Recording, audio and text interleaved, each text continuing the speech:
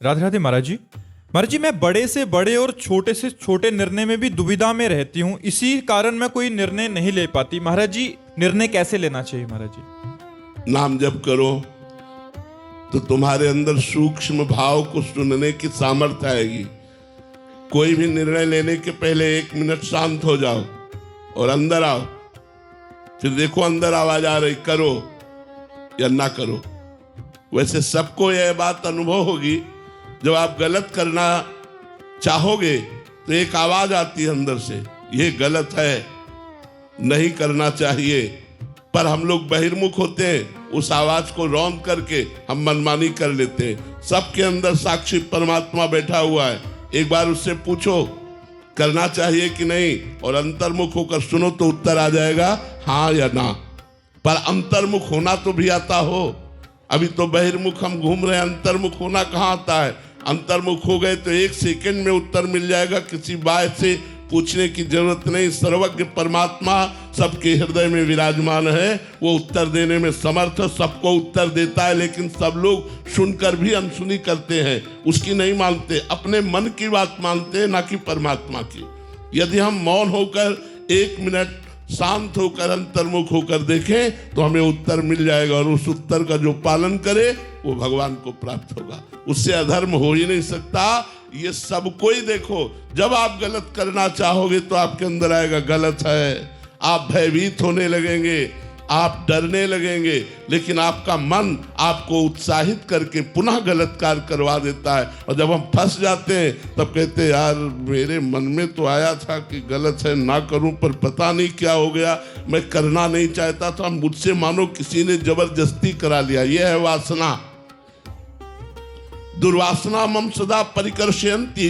दुर्वासना सदैव हमको गंदे आचरणों की तरफ खींचती है। और नाम जप, सत्संग, शास्त्र स्वाध्याय, परोपकार, ये हमें उन्नतिशील बनाता है, हमें आगे अध्यात्म की तरफ बढ़ाता है। तो अध्यात्मवान बनो, विषयी नहीं।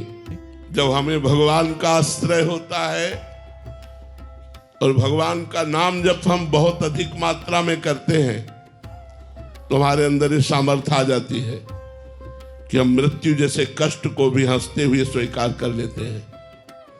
हर समय अपने कर्तव्य का पालन करते हुए धर्म पूर्वक चलने की चेष्टा कर रहे हैं। और शरीर पीड़ा, कई तरह की बहुत सी विपरीत परिस्थितियां शरीर में है, लेकिन उनको कुछ न गिनते हुए हम आगे बढ़ रहे हैं। क्यों? क्योंकि भगवान हमारे साथ है और भगवान का नाम जप हमारे साथ है। भगवान और भगवान का आश्रय ये हमको हर समय बल देता रहता है। हम उसी बल से गर्जना करते हैं, हर समय हम उत्साहित रहते हैं। किसी ने एक बार पूछा कि कैसा उत्साह रहता है, तो हम कहा कैसे बतावें, ऐसा समझो जैसे नवीन लड़के का किसी सुंदरी स्त्री से ब्याह तय हो गया हो, तो उसको कैसा लगता है? वो हर समय फूला फूला घूमता है, उससे करोड़ गुना फूलन हमारे हृदय में रहती है, क्योंकि प्रिया प्रीतम के चरणारविंद का आश्रय लिए। तो आपका जो प्रश्न है कि हर विपत्तियों से हम कैसे लड़ सकते हैं, तो नाम जप और भगवद आश्रय। आप खुद देखिएगा, जब शरीर परेशान होता है तब ज्ञान नहीं सूझता है।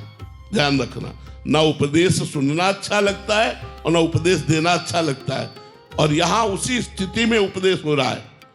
प्रतिपल हम तत्पर रहते हैं, जैसे नौजवान आदमी अपने कर्तव्य पर, ऐसे हम कर्तव्य पर तत्पर रहते हैं।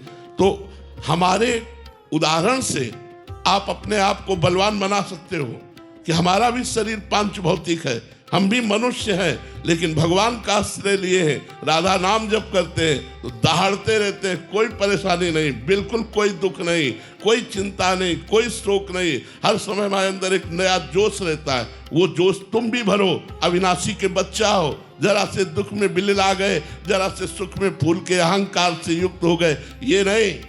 ऐसे महान बनो कि चाहे जितना सुख आवे अहंकार ना आवे, और चाहे जितना दुख आवे हम कभी शोक से उदास ना हो जाएं, हम रौंदते हुए दुख को चले। क्योंकि भगवान के बच्चा हो, अविनाशी का बच्चा हो करके इन विनाशी बातों पर रो रहे हो, छोटी छोटी बातों पर शोक कर रहे हो, निगेटिव बातें विचार करके डिप्रेशन में जा रहे हो, ये क्या है?